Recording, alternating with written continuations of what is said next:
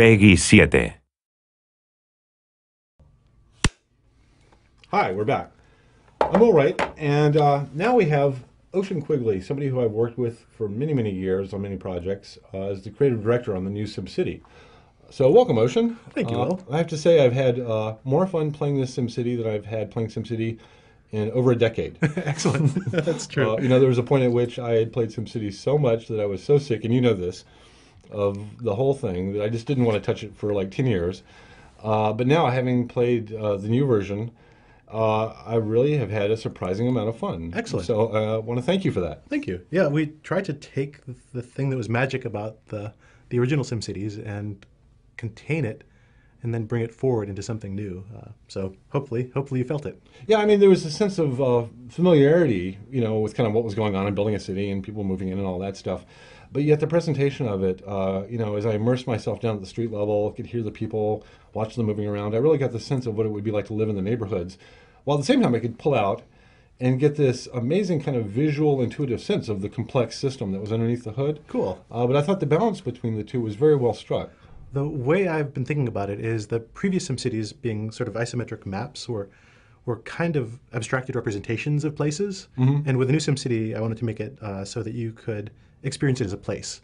So it was no longer a map, it became a territory. It became something that you could go into and see what it would be like to be actually in that place. Yeah, and I felt like that was one of the first things that really grabbed me. I mean, I could kind of zoom back and see the schematic map, right. But when I came down to the neighborhood level, I felt this kind of visceral, emotional connection. What would it feel like to be in that neighborhood? Cool. How would it feel like to be on that street? And that was something that I don't think I ever had with any previous version of SimCity at all. Yeah. One of the things I wanted to do with it was to make you feel more responsibility for the little people that live there too, because you do all these horrible things to them, right? Yeah. I mean, it's your fault, right? You poison them, their houses burn down. Right. They're because of your crappy economic decisions, they go homeless. And I want to cut back on their services, exactly, et cetera, and I wanted to make it so that when that happened to them, you'd have this guilt, you'd feel this twinge of emotion about your responsibility for the life opportunities for these people that live in this world that you've created. Yeah, so you've made SimCity a guilt-driven experience. Exactly. I think guilt is an underexploited emotion in video games. So. Yeah, in fact, I think that's actually one of the interesting emotions that you cannot get from something like a book or a film. Yeah, no question. I've never felt guilty watching a movie or reading a book, but I have felt guilty playing games based upon my decisions. Yeah. And I found that when I was playing, actually, I was kind of immersing myself not just in kind of the areas and the neighborhoods, but I was imagining myself living the lives of these people. Right. What would it be like to live in that trailer park and work in that grocery store? I went to the U.S. Census data and got all the 1,000 most common last names and the most common first names and made a system that Mad Libs them all together. So the odds are there actually is a Will Wright living somewhere. Well, hopefully he's not living in one of my cities because, as a new player, it was actually very challenging for me. Economically, I kind of got the hang of it. And at first, it felt kind of constrained with the small plot, but then I started realizing it was much more about quality than quantity. Yeah. Which to me actually felt like a really good design decision, because then it focuses you on the depth of the simulation. Exactly. And I can't just kind of like trash an area and then go do something else over here. Yeah, the intent there was to make it so that there was so much more resolution to what was going on in any given area that you could dive down to it and then get essentially lost in what's going on in the simulation and the detail, the movement, the emotion, and then pull back and get the kind of the bird's eye view, but that there'd be things for you to go down into and see. Opting for depth of simulation as opposed to having something inert and large was a real conscious design decision. I'm curious, when you play, because I find that when I'm playing, I'm kind of at the map level about half the time, but I really spend about half my time down at the street level just getting a sense, like an emotional sense of what it feels like to live there. Do you still find yourself, having done all these kind of elaborate graphics and spent so much time, achieving that immersive experience, do you still find yourself kind of going down to that level and just kind of living in the city? I probably spend the bulk of my time down at that pretty close to ground level, just seeing what it's like in a given spot. I think there's really two different large categories of people who play the game. I think there's people who are playing it to understand and beat the simulation in one way or another.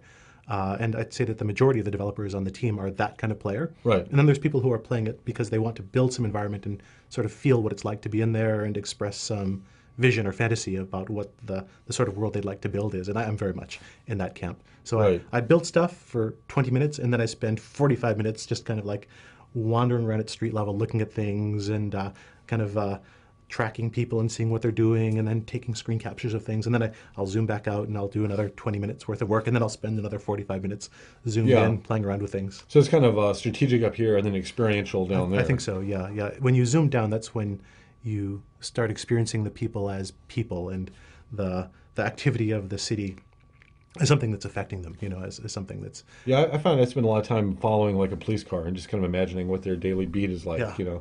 And as they drive through different neighborhoods, I'm going to get a sense of, oh, that's a kind of scary neighborhood. That's a nice neighborhood, Yeah. And I really like that it's almost a narrative that you're building, through 1,000 different eyes Yes. of what your city feels like to live in. But yeah, and each one of the little Sims, they're trying to live their lives. You see a little Sim walking down the street, it's trying to go shopping, it's trying to get to the hospital, it's looking for work.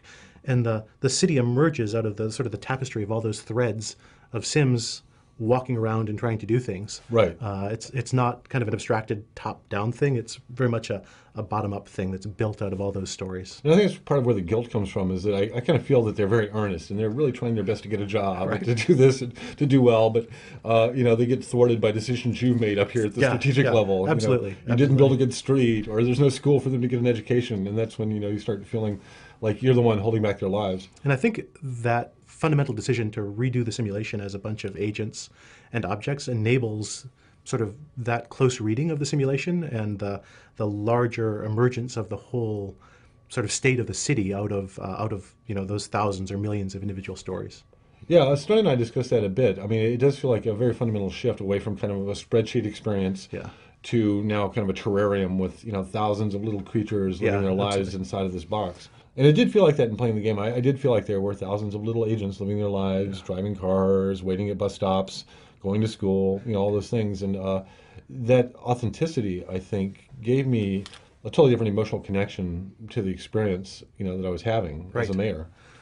Yeah, I think it's pretty satisfying to see the consequences of your actions on the actual lives of these little folks that live down there. Like you bulldoze a factory and the little people that used to work there are now unemployed. Right. And you see them get kind of desperate as they go around looking for additional jobs, looking for some way to get money to pay the rent. Right. And then eventually, their cries for help get feebler and feebler and feebler, and then poof, the house goes abandoned. You see the little family leave and be homeless in the park. Yeah. And you're like, I did that. Like I as a player made those decisions that carried out. I decided early on in the game that if the little Sims couldn't be made to suffer, you wouldn't care about them.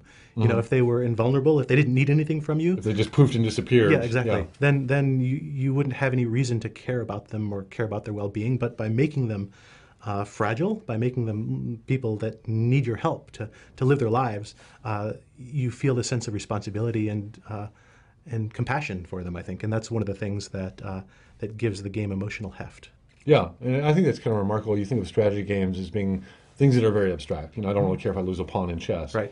But to take that kind of strategic depth and gameplay and turn it into kind of a deeper emotional experience, I think that so much of the technology that you put into this, the visuals, the sound, etc., are toward that end. Right. And it's not just a matter of adding lots of bells and whistles or just making the graphics look prettier, but it really is toward the end of getting the player emotionally connected to this complex thing that they're building. And I think that was actually part of your genius with taking real-world objects like cities and people as your subjects. They come loaded with all this emotional meaning.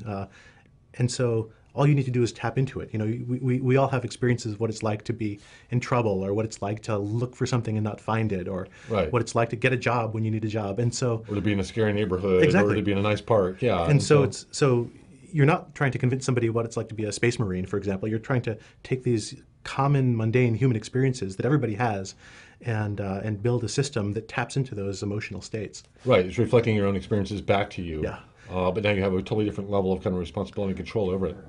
So all in all, I mean, I spent a lot of time, kind of playing with the basic stuff, the core city, building the roads, building it up. And then I just started getting into the specialties, kind of exploring, an ore town or a tourist town. And, I was just trying to really get a glimpse of the diversity of cities. Not every city is going to be this monolithic, one-size-fits-all thing. But in fact, you get these totally different flavors of cities. And that's something I'm just kind of getting into. And also the idea of the region gameplay and trading with neighbors. the kind of multiplayer thing. But you know, I've been just remarkably impressed, not just with this as a game, but with my history of this and how much time I'd spent thinking about it, to be kind of surprised and delighted as Right. much as I had by such a new interpretation of it. Right. It must be So- like seeing your kid go off to college and then come back years later. You know, like, Yeah, oh, yeah. that's what became of you. Yeah, but also, you know, very proud in some sense, but also extremely happy and surprised that, oh my God, I never even thought you would turn into that. Right. You know, your success exceeds my expectations. Cool. Yeah, I mean, I can't thank you enough for doing such a great job with this. You know, I'm really looking forward to your next project. So, when are we going to hear more about that? I think for now, SimCity for a little while still. Okay. Yeah. But at any rate, thank you very much, Ocean, for My- being here today. My pleasure, Will. Thanks. And I'm really one of your biggest fans now. Thank you. All right, so that was Ocean Quigley, the creative director on the new SimCity, which will be out the first week in March.